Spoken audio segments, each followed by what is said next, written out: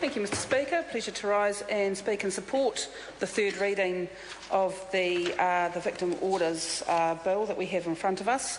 Mr Speaker, I want to make a contribution to this debate because the government's record on violence against women and children has not been that great, to be honest.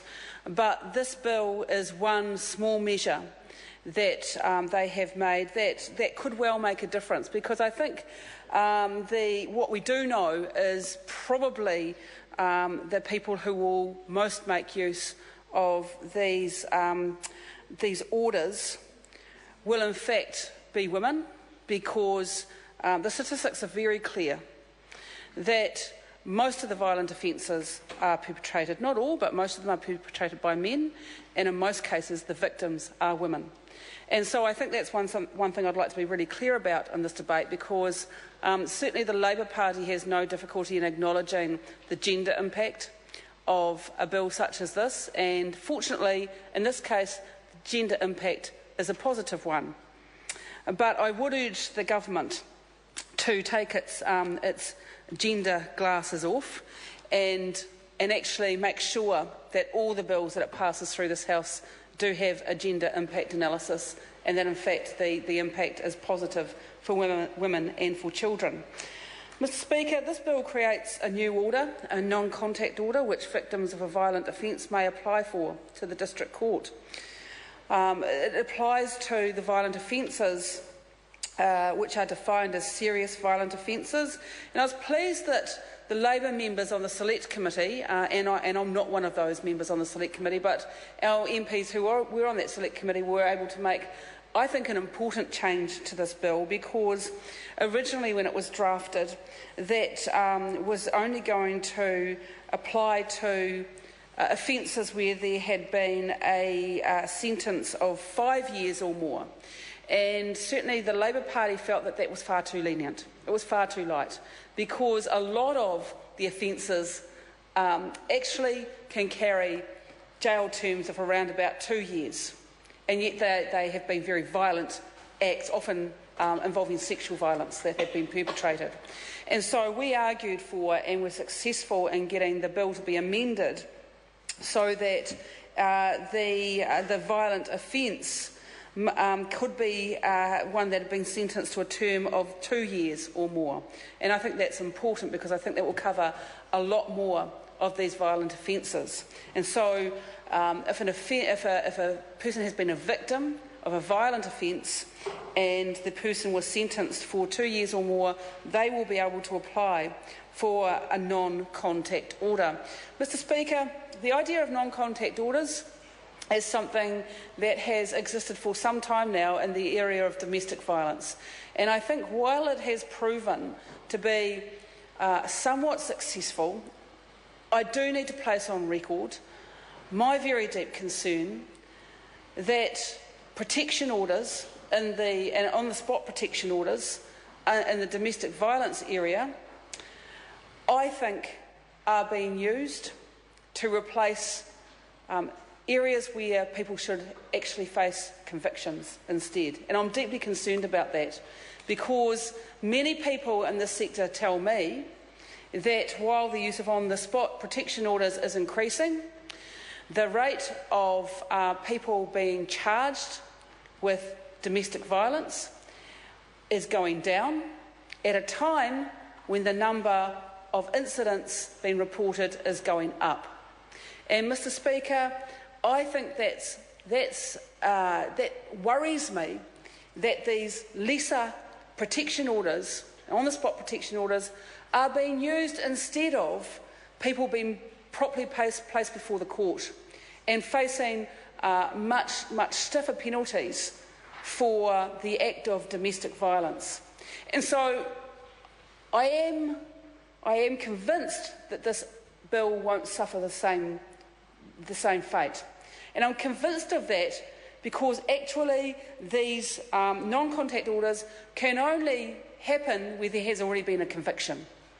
So I'm satisfied that we won't see the same trend that we have seen in the domestic violence field, because in order for these non-contact orders to be used at all, a person already must have been convicted for a violent offence. And so it is going to be used for when those people finish their sentence and to ensure that they can't continue to intimidate or harass the victim by just their mere presence. Just their mere presence because of the violence that has taken place beforehand. And I think that's really useful. But I would urge the government to take a long and serious look at what is happening in the field of domestic violence.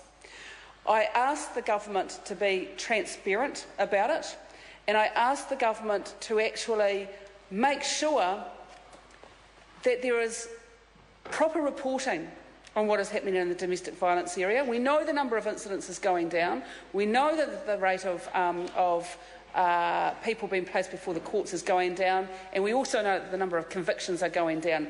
That is a story of growing problems with safety for women and children in this country. Where that exists, that means that women and children in New Zealand are more at risk and they are less safe than what they were previously. So I think that's an area that the government needs to look at very closely. Mr. Speaker, before granting one of these orders, a judge must be satisfied that the victim is suffering ongoing effects of the offending. And it will be interesting and important to review how this particular part of the bill is happening once it's in operation, because we know that sadly, when it comes to the victims of violent crime, particularly where women and children are involved, that sometimes the onus of proof becomes very high for them. To prove their case. And I am concerned that if a judge has to be satisfied that the victim is suffering ongoing effects of the offending, I'm worried about how high that bar is going to be. They have to be satisfied. The judge further has to be satisfied that the possibility of contact between the victim and the offender would be detrimental to the victim, and the order is necessary to prevent contact between the victim and the offender. There must also be no existing order against the offender, such as protection orders and non-harassment orders. So, Mr. Speaker, there does seem to be quite a high level of proof that is required from the victim before a judge is satisfied that one of these orders can be placed. And I think that that's an area that we need to make sure that we monitor very closely once this bill becomes an act and these are in place. The orders can be for any duration decided by a judge, but if there is no time limit, it would expire after 2 years unless just discharged earlier by the court.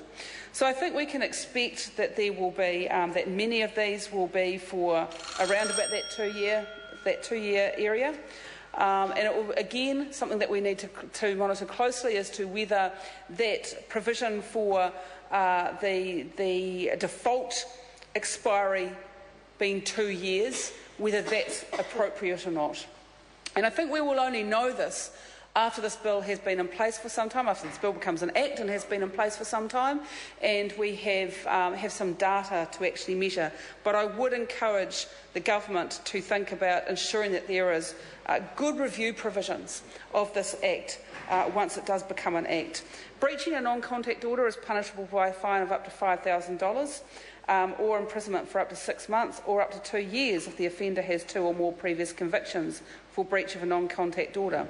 So there are clearly there are consequences for people breaching these orders, and that's important because, again, referring back to the domestic violence scenario, which is not what we're talking about here, but it's very loosely based on that.